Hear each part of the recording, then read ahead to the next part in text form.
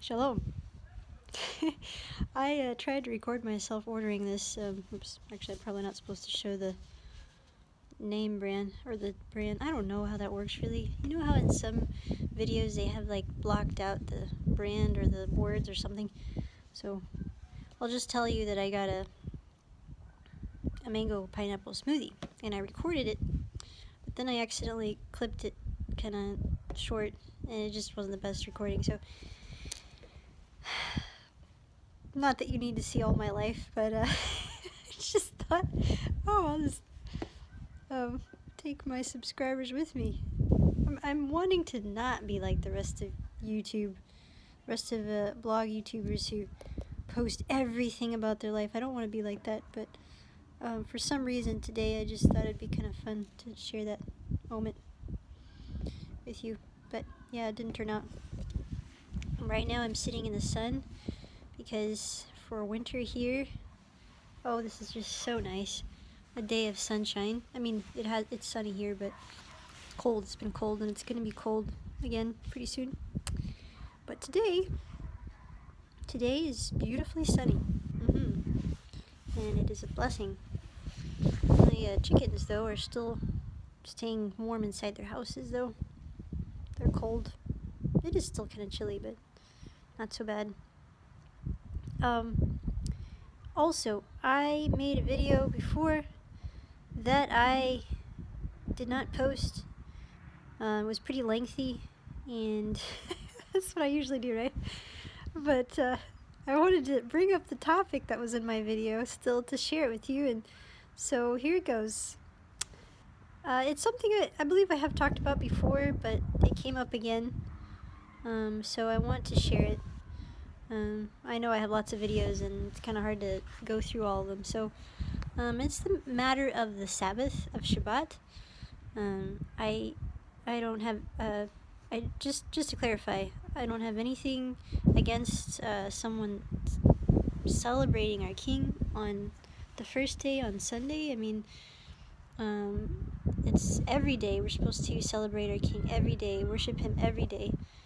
But it is wrong to say that Sunday is the Sabbath. That I don't support that. If someone tells me, and I have heard this, Sunday is the Sabbath, Sunday is the Sabbath.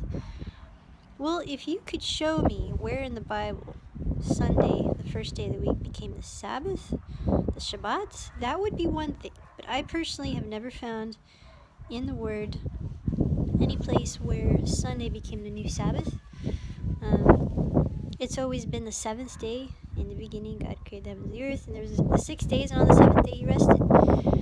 Now, I know a lot of people will say that Sunday is the day that the Messiah rose from the dead, which first day of the week. That's kind of an understood thought, but never was it made the new Sabbath. It's always been Shabbat on the seventh day. In Israel, for the days of the week, we have Yom Rishon, Yom Sheni, Yom Shishi, Yom Revi, Yom Chemishi, Yom Shishi, Shabbat. Shabbat is the one that's the day of rest, the special day. And a day to rest in our, not just physically, but in our minds, in our hearts, to trust Abba with everything that we've been concerned about. That's what I believe for Shabbat to be truly a day of rest. I usually keep my phone turned off. Don't turn on my computer. I mean, sometimes I do. It's not that it's to me, it's evil to do such things at all. It's just that's how I rest. That's how I make it a special day, to kind of tune my mind off of things from the world, and to focus on, just taking in our King and His beauty. His day of rest is a beautiful thing. It's a taste of the life to come, which is rest eternally with Him. And but Sunday, it was actually that started making it become to people a doctrine as a Sabbath started when the Jewish people were being persecuted, really, and that separation between the people of God who were Jewish believers and those who were goyim, that were not of Jewish families. that's when a huge separation took place, sadly. Um, there's a book. I'm trying to think of the name of the book now. But Dan Gruber wrote it, and he brings up this in his book about the separation between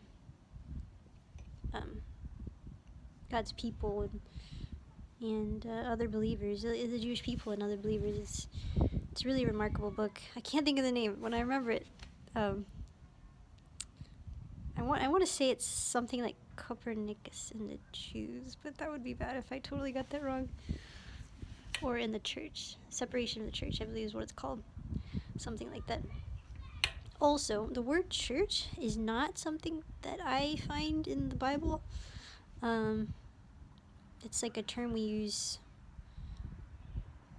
now. In Hebrew, I don't know what it is in the Greek, so you can inform me. I don't know, maybe that's what it is in Greek, church. I know in Hebrew it is kahila, for an assembly, a gathering of people, and you hear also sometimes for a synagogue, knesset. But the word church itself is not in Hebrew. But again, that's something else that someone mentioned.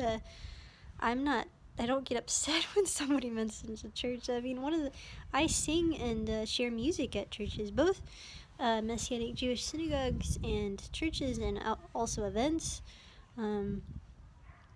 So I have gone to churches. My background is in a synagogue, a Messianic Jewish synagogue, but I don't have anything against churches. I know there's a lot of churches that are against me. Not all of them, but there are a lot that are, oddly enough, anti-Semitic. That's the sad thing about it.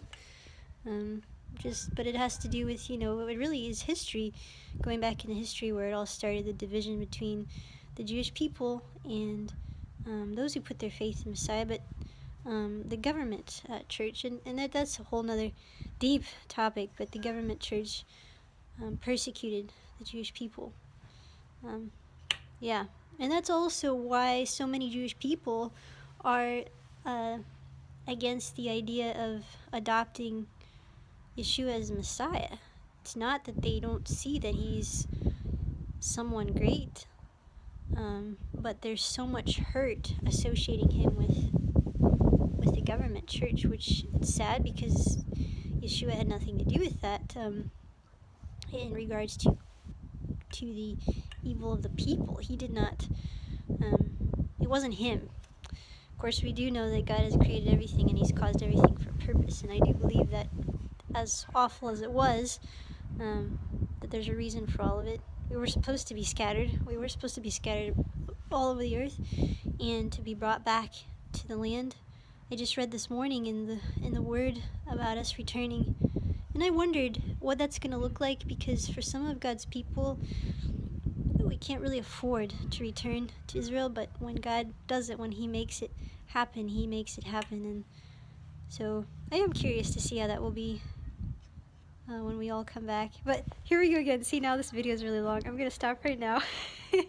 Thank you for listening, and shalom, shalom, bless you. I love all of you so much. Please feel free to leave any prayer requests or send them to my email if you want them to be not publicly known. And thank you. I love you, beloved. Shalom, shalom, and Shavua tov.